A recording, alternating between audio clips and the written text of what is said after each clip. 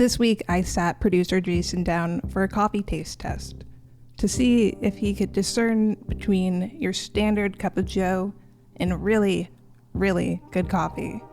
First, I'm going to subject you to our year out of date coffee blend, pre-ground coffee blend that I made with tap water. So, our artisanally aged coffee. Oh. It's been beautifully aging in a wooden cabinet for the past year. Check this and make sure that it's coffee. Can you confirm that is coffee? It has a vague scent of coffee. Yeah, mostly water, a little bit of bean in there. Very watery. Yes, Okay. I would. Yeah. Yeah. This okay. may even go as far as being coffee flavored water.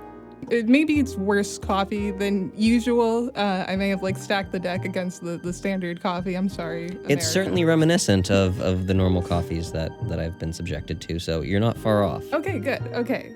Let's go with the washed Colombian.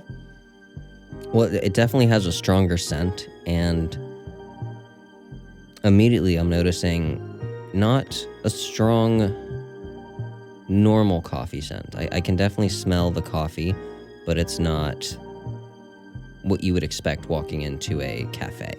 The immediate hit to the palate is very sweet, and it leaves an even sweeter aftertaste.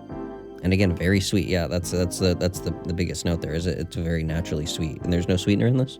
There's no sweetener. That's black coffee. It seems to kind of honestly surprise you how different the taste is from our standard coffee example.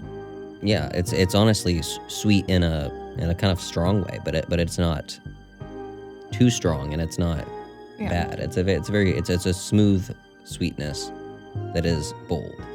If you've never described coffee like this in your life, stick around. This week, we're grinding coffee down to its bare essentials to finally discover the perfect cup.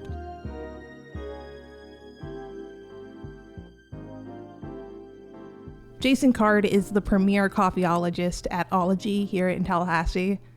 That is not an official title or a real word, so but more it coffee should in your be. coffee will make your drink taste more like coffee and less like coffee-flavored tap water. Coffee's funny because it's that first thing you drink as an adult. Even before you're 21, you're like, I'm an adult now, I'm going to work, I drink coffee.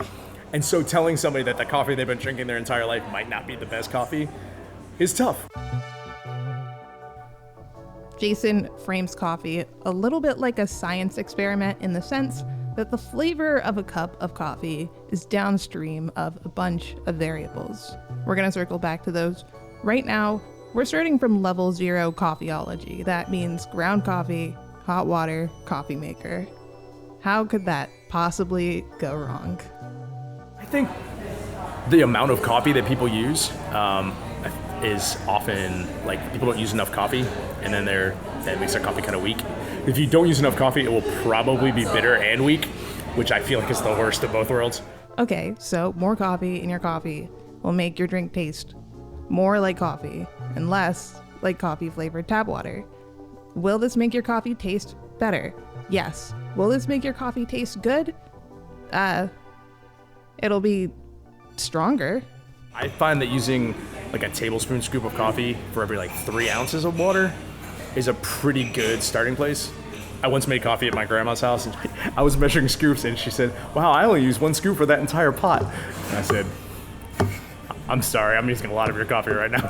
Like anything else, your coffee is only as good as the quality of your ingredients, but getting that quality flavor out of your ingredients and into your cup is more a matter of skill. Jason refers to this process as extraction. So extraction is pulling the flavor, using the water to pull the flavors out of a coffee. The goal of extraction is to fall somewhere in the sweet spot. And yes, I am referring to a literal sweet spot. Think of this as a scale from sour to sweet to bitter. The less you extract from the coffee, the more sour it's going to be. And the more you extract from the coffee, the more bitter it's going to be. But if you can fall right in the middle, you can bring out that natural sweetness noted in the intro. Very sweet, very naturally sweet. You can think of extraction as a process that is the sum of a bunch of different variables, not all of which you need to know right now. If we take our level 0 coffee flavored tap water as an example, that is a bitter coffee. That is coffee that has overshot the sweet spot and landed in less than favorable territory. If you get coffee in an office or a hotel, a lot of times they're just using the least amount of coffee that they can and putting a bunch of water through it, which makes it bitter because you're pulling out all the flavors past the point where you want to. And like I said, you want to pull out a certain amount, but you don't want to pull out like everything that you can, because everything you can won't taste good. But the simpler answer is probably that our pre-ground coffee didn't have much flavor to begin with.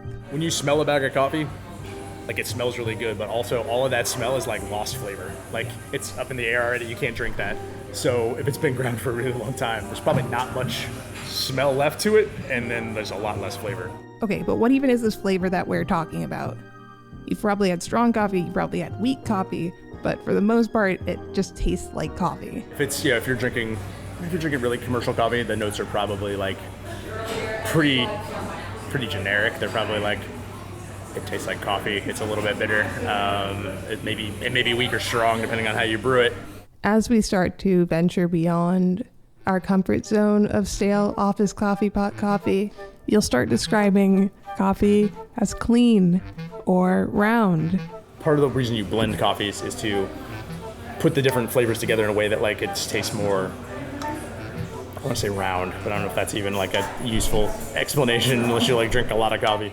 You'll start describing coffee as having notes of every fruit you can name.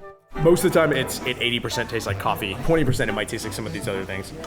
And I think people, when we describe things, we get a little overzealous. I remember somebody drinking a coffee and be like, this tastes like straight blueberry juice. And it doesn't. It does not taste like blueberry juice.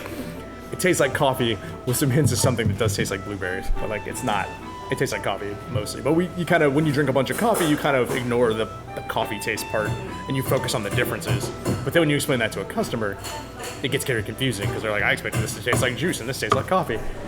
When you do expand your coffee palate, you can actually discern a lot of things just by taste.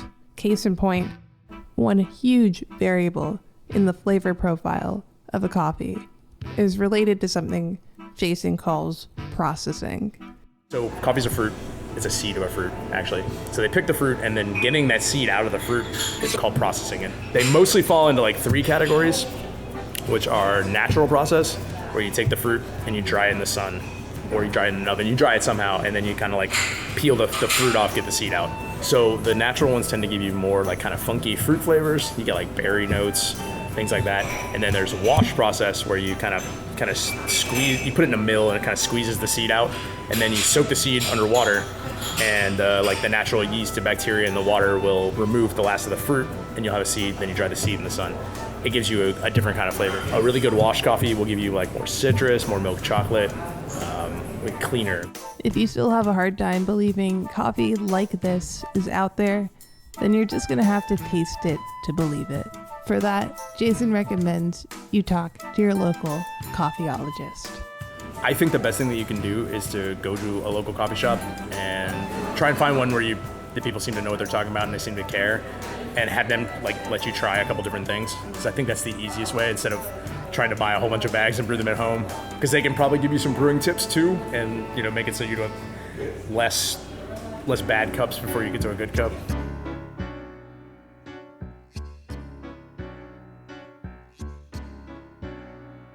Thanks for listening to Speaking Of, the Unbothered edition from WFSU Public Media. New episodes drop every Thursday, and you can find them wherever you get your podcasts. Speaking Of is produced with support from PRX and is made possible in part by a grant from the John S. and James L. Knight Foundation.